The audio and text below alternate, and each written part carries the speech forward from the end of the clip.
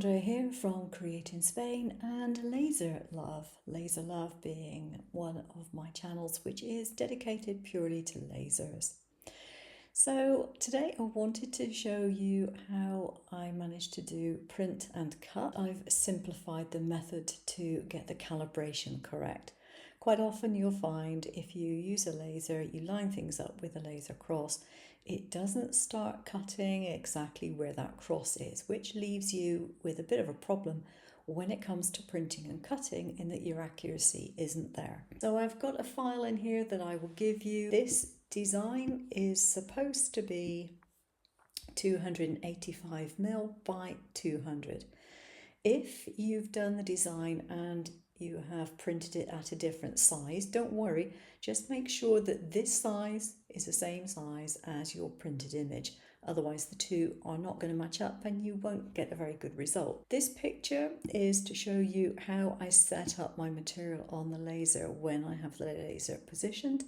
You'll notice that I use the line on the inside edge of the laser cross. The reason for that is because it's easier to see where the edge is than it is to judge the center of the cross. It doesn't make much difference which version you use as long as you stick to the same method every time you do this.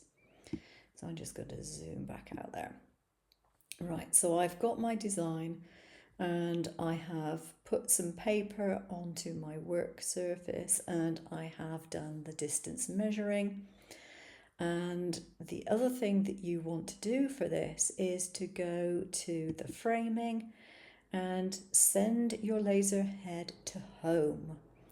Now, when I did this, the first result I got was a position of X 0.45, Y 20.4. But then on odd occasions, I'd press it and it would be a millimeter or half a millimeter out or something like that. So try and find out where yours naturally seems to home to. Press it home a few times and see which number crops up the most and choose that one. So you want to get it so that it's in its homing position and that's what it shows up here. Now the next thing is you want to put your paper underneath where the laser is like that. Okay. So if your paper is down here, you want to put it so that it's in line with your laser. So now you need to put the actual design work in line with the laser. So what we're going to do is come up to here and we're going to put the coordinates in 0.45, which we got from down there, and 20.4 goes in this side, 20.4. If the world was a wonderful place and everything went according to plan, that would be it. Sadly, probably not it. You might want to try cutting one of these crosses and just see if that is it for you. If you happen to be one of the lucky few that it works for, exactly where it is, fine, go ahead, do that, wonderful. All the best to you. If you're anything like me, it didn't work that way and it wasn't in line.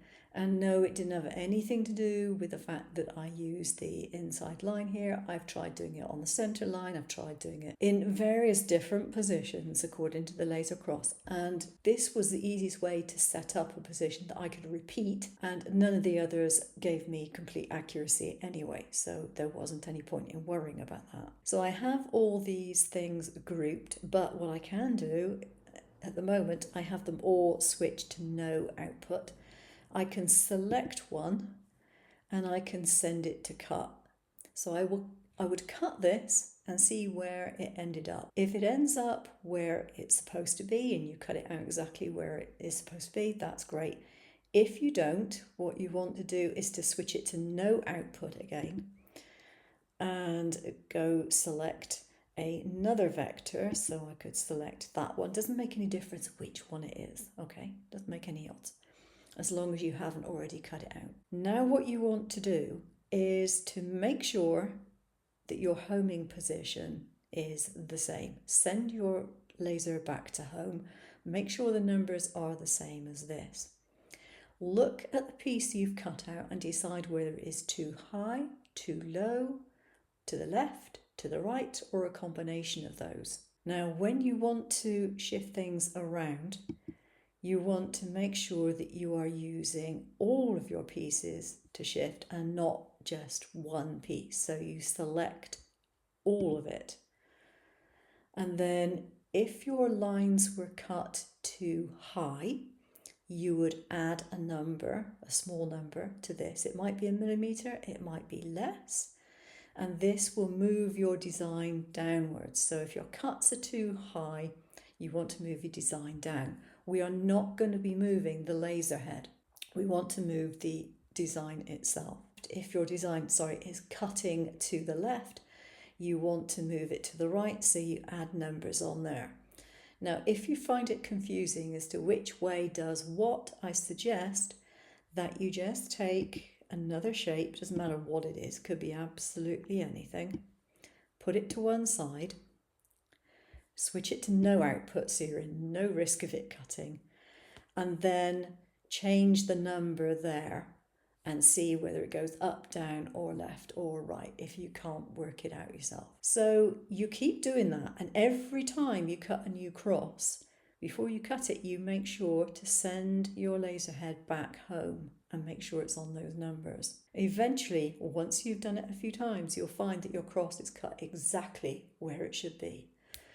And then apart from jumping up and down in glee, there's a couple of other things that you want to do. Firstly, you want to note down this X and Y number, just so that you know what it was that you started off with.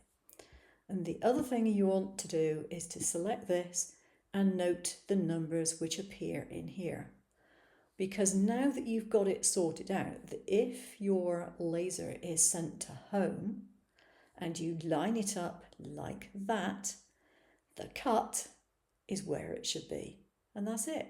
Job done. Every time you do a print and cut, it should start to cut on the outside line of whatever it is, whatever shape, whatever it is that you're doing. The bounding box of that will be your starting point. Now, if you're doing a print and cut, it makes sense. It just makes your life easier if in your print and cut you just add a printable border and you know what size that printable border is. Mine being A4, I've chosen 20 by 28.5 centimeters.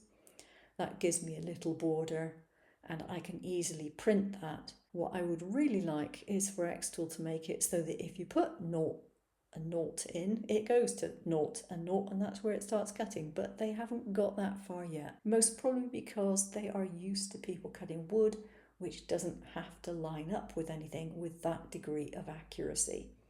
Even if you are doing things like engraving on pendants and things, a fraction of a millimetre or a millimetre isn't really going to show up too much. But with print and cut, yes it does, and it matters. Okay, that's it for today. Hope you try it and hope it works for you. Take care now.